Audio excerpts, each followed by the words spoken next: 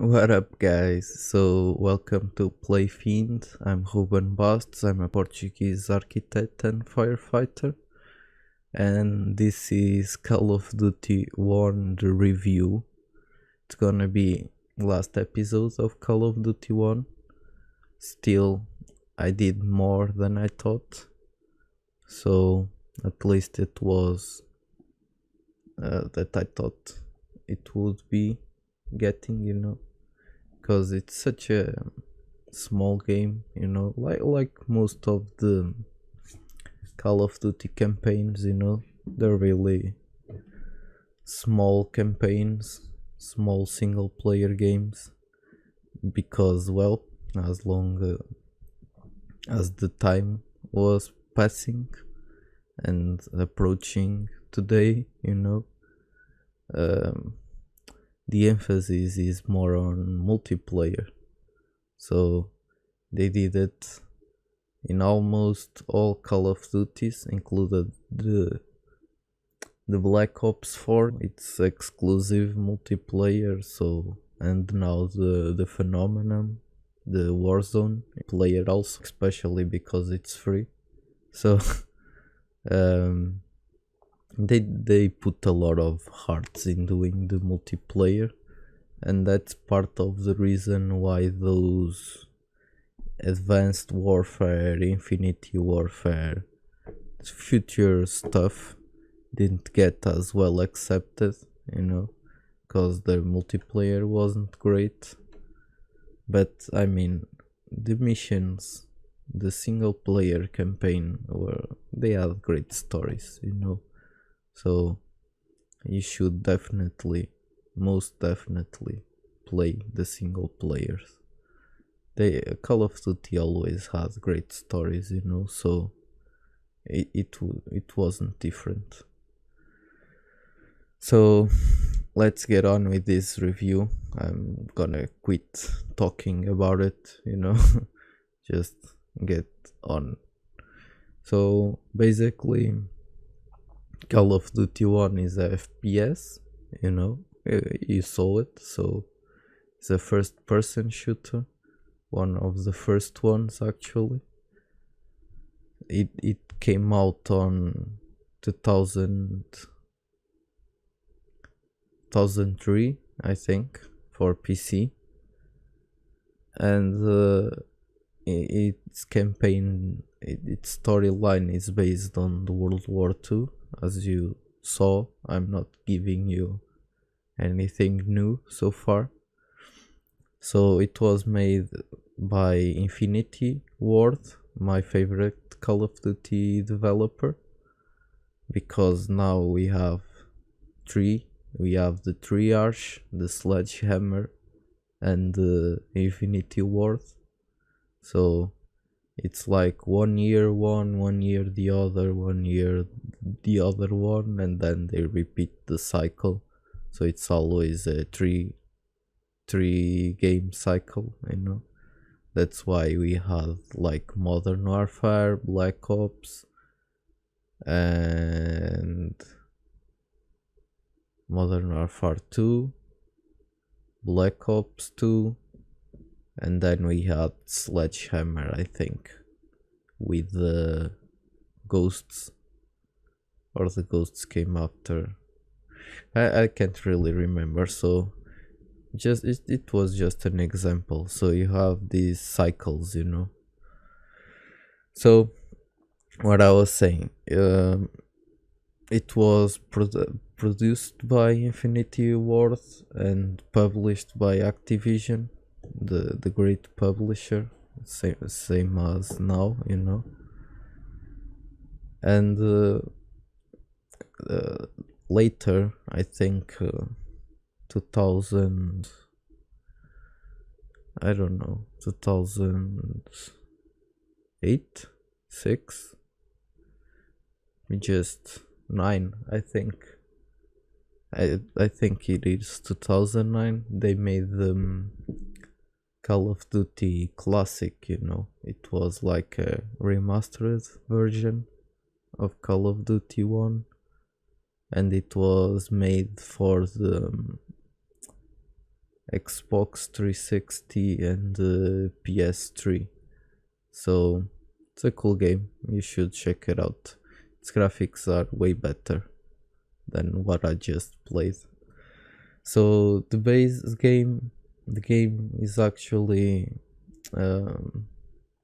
made with the same engine as Quake 3 Arena. So it was a great game at that time, and they used the same engine to do the Call of Duty, which was awesome actually.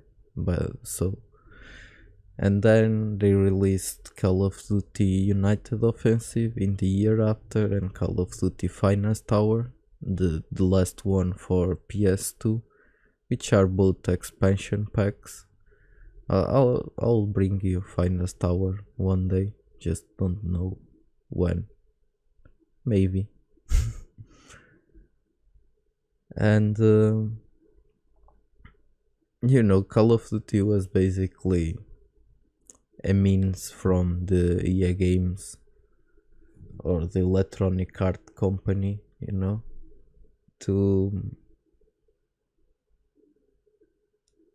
it was a means to make some kind of, I'm lacking the word, the competition to the Electronic Arts, because Electronic Arts was a great developer, a great publisher at that time, and they had the Medal of Honor series, which were kind of the first teams, World War II teams, FPS at the time.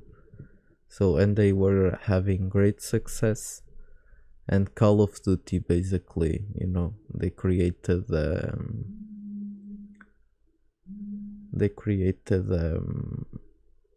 competitor, so they can share the ride, that high ride that EA was having. So the thing is, unlike the Medal of Honor series, which you can tell by the name, Medal of Honor, the highest, greatest awards a troop can have in World War II. In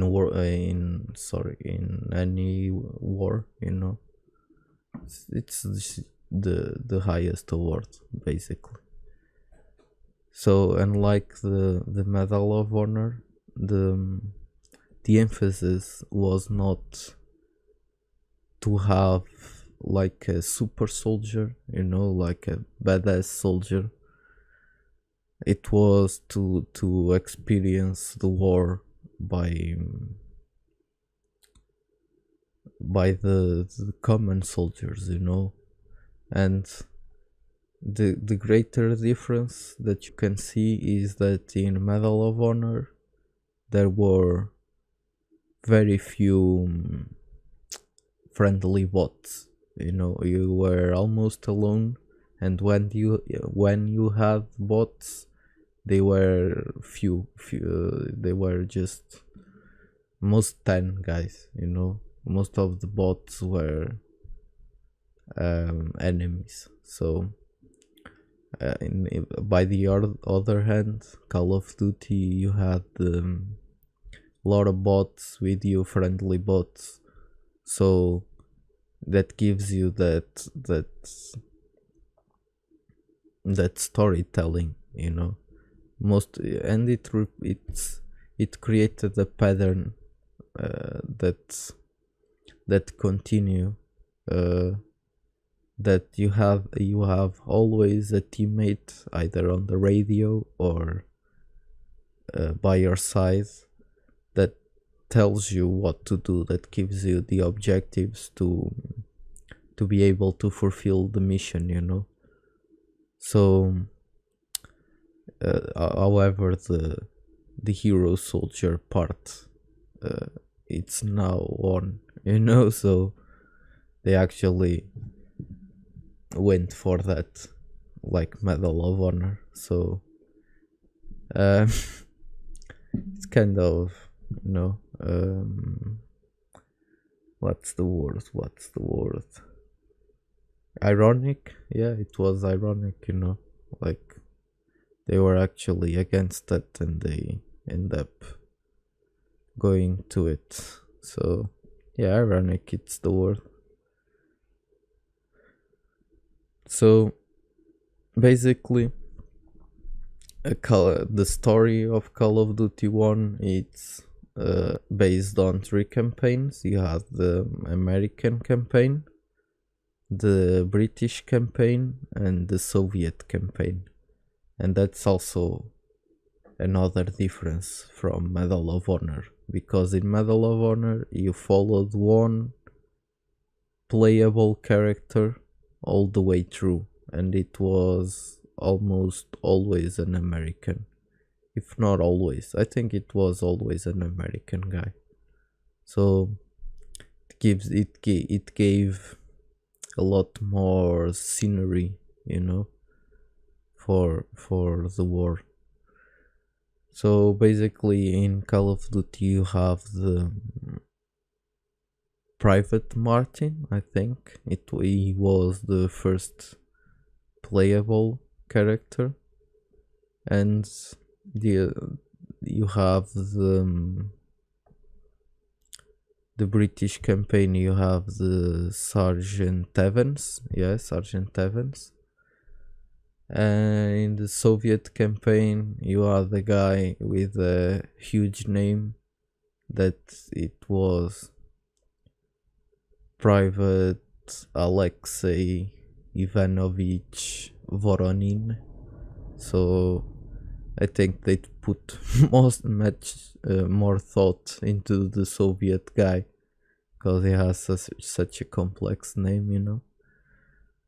So Private Martin was associated with the 506 Parachute Infantry Regiment, you know, part of 101st Airborne. And the first missions, the American campaign missions were based on the airborne actions since D-Day, you know, forward. So yeah, they also introduced three more characters, or three secondarily main characters, you know, besides you. That was Captain Foley, Sergeant Moody, and Private Elder. So yeah, you know, just to give you a little bit of character development and get you a little bit more uh, uh, caring about your colleagues, you know, about your friends and stuff. So yeah, it was the beginning of the storytelling that we have nowadays. So then in the British campaign, you know, we had the Sergeant Evans of the 2nd Oxford and Becks, also an airborne division, you know, I think the 6th Airborne Division. And basically it's the same as the Americans on D-Day, but seen from the British, you know, point of view. And also after you became like part of the SAS, and yeah, you go on special missions with that awesome Captain Price, you know, who eventful, who died, you know. So, and you go with Sergeant Waters. It's kind of the guy telling you what to do after Captain's death. Well, it's kind of curious, you know. It goes back to that with Captain Price. Is it the grandfather? Is it the same? Who knows? Well, so and then you have the Soviet campaign with that private Voronin, and it starts since the Battle of Stalingrad all the way to the taking of the Reichstag in Berlin, kind of like the World at War, you know, Call of Duty World at War. It's kind of the same thing. And the funny part is that we actually met a private named Vasily. So the same from World at War, I mean. So not the same, but it could be the same. So, and in the American part, we met the Major Shepard or Colonel Shepard. I think it was a major or something. And we also met Makarov, Sergeant Makarov. So it's crazy, man. It's to see all those kinds of similarities, similar. Well, those kinds of same names to be more simple. The game, as you could see, had awesome graphics for the time. I don't think my PC could even run it at the high specs. So, well, I would just find any PC I could and install it, you know. So, I must admit that I was big in piracy. So, most of the games I've played before, or at least the first time I played most of the games, they were downloaded and cracked. So I made my life's mission to pay for that, and I'm kind of collecting all the games I've played along the years on either Steam or Uplay or Origin or Epic Games or whatever, you know. Just trying to give back what they give to me at that time when I didn't have money, you know. I was a kid, I was a teenager. My parents didn't want me to have anything to do with games. They just wanted me to study. They thought I was a bright person, you know. You have to give them the credit for that. But still, man, I'm not as bright as they would think. So, well, I am for what I want to know, and I wanted to play games. I learned how to download them, which I didn't even have a good internet so at home, so I would go to school, and I learned how to do. It was Windows XP, I think. I learned how to do like a fake desktop screen, you know, usable desktop screen but fake.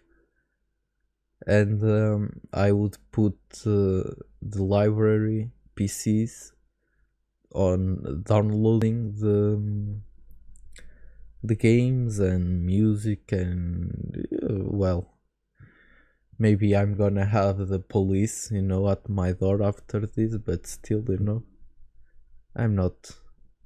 Actually, I end up buying most of the games, you know, so I'm not. And music now, you know, I just go to YouTube and hear and listen to it. So, well, man, at those days you downloaded everything.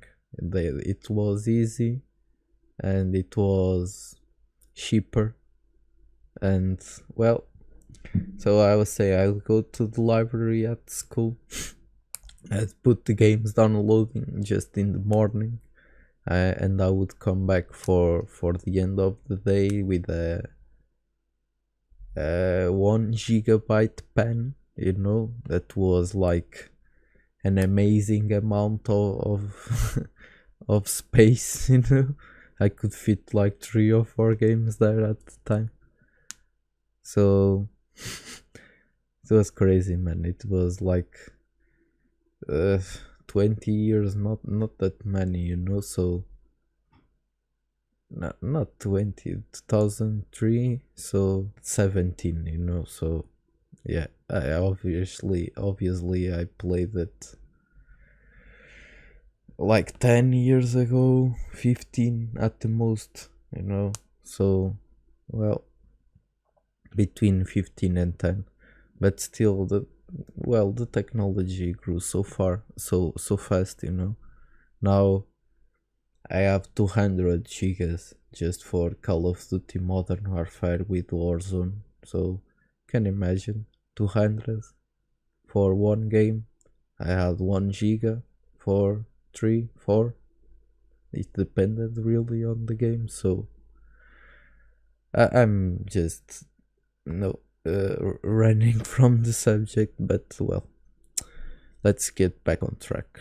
um so a crazy factor about Call of Duty 1 was that the the designers actually, the code name for the Call of Duty project, it was MOH Killer, which if you know about it, MOH is Medal of Honor, the initials of Medal of Honor.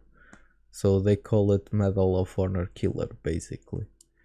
And eventually it did what it was made for, because Medal of Honor is now dead since those remakes, not remakes, but attempts to revive the series in 2010, and with the Warfighter, I actually like the campaigns a lot, but well, I'm not the one who making those kind of decisions. So they eventually accepted it was unsuccessful launch, and well, they cancelled the Medal of Honor franchise for some reason. It was like seeing an old friend died, or goes missing to another country and you never really talk to them anymore. Kind of what I felt when Medal of Honor um, well, when Medal of Honor died, actually. So crazy stuff, man. The another thing is that if you check, there are 2 tombstones in the game, that make reference to a French film called Brotherhood of the Wolf, and when one Beast of Gewalden, which were great movies at that time, so they did some kind of homage to them. It's crazy. And another interesting fact is that when you are in the American campaign and you go to the main menu, to options, resume, new game, load, save, exit game, that menu, there is a M1 Garand there, no, it's a, sorry, my bad, it's a Thompson there, Thompson submachine gun on the table. And when you go to Russian campaign, it changes. So the background keeps changing, um, to take in fact to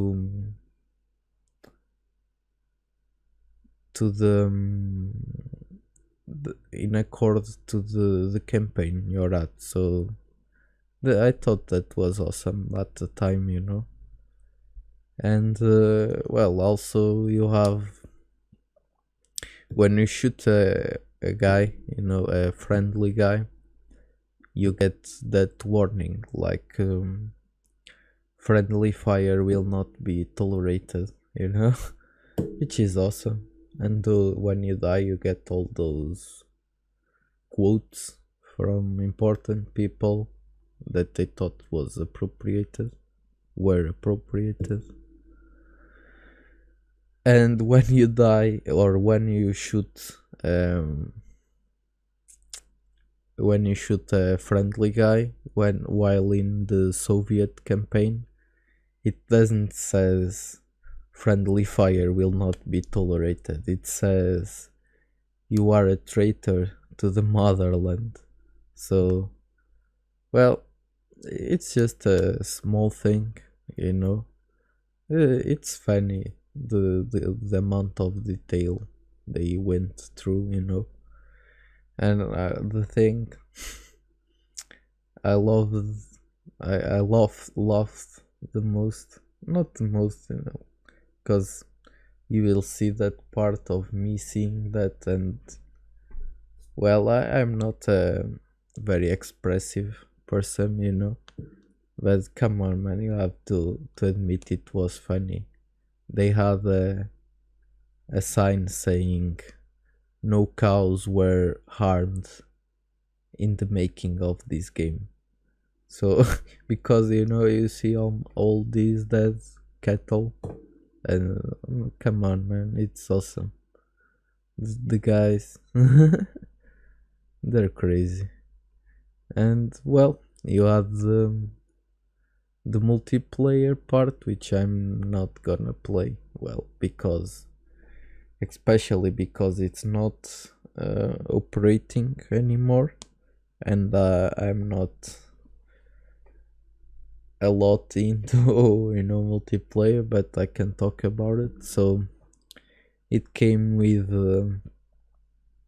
a lot the new features, you know, like respawning in that match mode, and selecting weapons in the beginning of the game, and you could change the weapons every time you respawn. So it's well, it's a very fast paced game, you know, and that brings new features that we weren't used to, and we thought, well, this is awesome. And we played in LAN with we got together at weekends, you know, and we played a lot in LAN with some toaster PC, you know, just crazy PCs. Like, really, they weren't designed to play games, but well, we overclocked the shit out of them. So I'm sorry by the language. So the multiplayer modes were behind enemy lines, deathmatch, team deathmatch, retrieval, search and destroy, and headquarters. You know, it's now they're everybody knows these modes now, but at that time, and you can't really imagine. This was awesome, you know. This was different. It was well thought, and man, we love them. And you had 16 maps, you know, so you can imagine, like, it's crazy just to remember.